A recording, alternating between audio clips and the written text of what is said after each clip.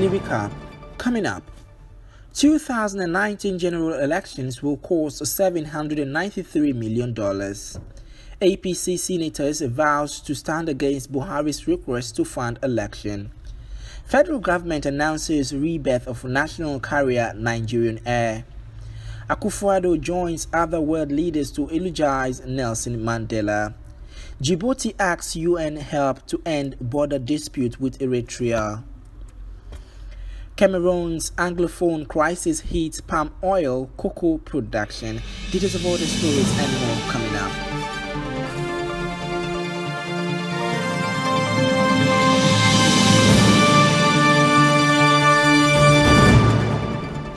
President Muhammadu Buhari has said that the 2019 general elections will be costing about 242.4 billion naira, an estimated $793 million. The president said this on Tuesday in a letter sent to the National Assembly seeking that the funds be 2018-2019. In the letter, he explained that implementing a budget of 9.12 trillion naira for 2018 will be extremely challenging and does not consider it expedient to increase it to accommodate the funds needed for the 2019 general elections. The chairman of the Senate Committee on Banking, Insurance and Other Financial Institutions, Senator Rafiu Ibrahim, APC Kwara South, has vowed not to support President Muhammadu Buhari's request to fund the 2019 general elections. President Buhari had asked the National Assembly to veer 242.4 billion naira from the 9.12 trillion naira 2018 budget to fund the 2019 elections and other criteria projects. But reacting to the request, the senator told the media that he will not support it. He said, "I don't believe that. That is not happening since we held the last. The next election time had been fixed," he added. The federal government has announced the rebirth of the country's national carrier, this time Air. The Minister of State Aviation Hadi Sirika made the announcement at the Farnborough Air Show 2018. Sirika revealed that the airline will be private sector-led and driven, and the government will not be involved in its running. The government will not own more than 5%, he revealed, and they have been talking to both Airbus and Boeing regarding the provisions of aircraft.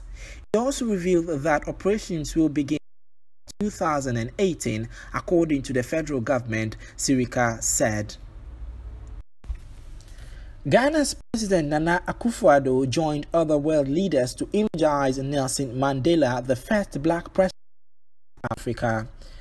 18th July 2018 is designated as Mandela Day in South Africa in honor of the political leader regarded as the father of the South African nation. In a Facebook post to mark 100 years since the birth of Mr. Mandela, as part of events to mark the celebration, former U.S. President Barack Obama, also the first black president of U.S., participated in the Nelson. He delivered a speech towards media and an audience of some 1,000 people in South Africa's main city, Johannesburg.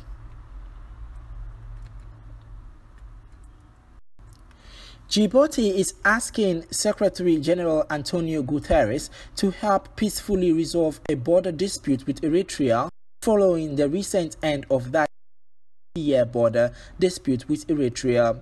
Djibouti's UN Ambassador Mohamed Said Dole asked Guterres in a letter circulated Wednesday to work with the Security Council to bring his tiny port nation and Eritrea together with the aim of facilitating between them upon a mutually acceptable means of peaceful dispute settlement. His preference would be to refer dispute to judicial settlement or arbitration that would be legally binding. Djibouti, the UN chief, follows the dramatic diplomatic tour to one of Africa's longest-running conflict that began last month when Ethiopia's reformist new prime minister fully accepted a peace deal that ended a 1998-2000 border war with Eritrea that killed tens of thousands. The crisis in Anglophone Cameroon is in the south's economy, with palm oil plantations closing and the cocoa trade tumbling, an NGO report said Wednesday. The southwest region faces almost daily conflict between the army and separatists in a conflict that originated mainly in Cameroon and Anglophone area, the northwest region. State-run palm oil company Pamo has deserted some of its plantation, and cocoa and coffee production has stopped because villagers have abandoned their crops, according to the Cameroon NGO Human Rights. Sources at private firm Telka Cocoa, a market leader, told that insecurity in the region had caused an 80% fall in cocoa trade. And finally, Congolese singer Koffi Olomide banned from performing in sexually assaulting his dancers. The Zambian government has banned Congolese rumba singer Koffi Olomide from performing in the country due to several allegations leveled against him. Olomide's charges include sexually assaulting his dancers, kidnapping them, and employing them without valid permit in France. Koffi, who regularly performed Zambia, was due to hold Lusaka and Kitwe this month. The ban follows an appeal by the French embassy in Zambia to local authorities to days if he traveled to a certain African country. The appeal has been hailed by Zimbabwean officials who, through the Minister of National Guidance and Religious Affairs, Godfrida Samali, told that the singer would be arrested upon arrival. Now that's all we have for you by way of this week's TBC Weekly Recap. Log on at www.tbcnews.tv news update. My name is Kelvin FNK.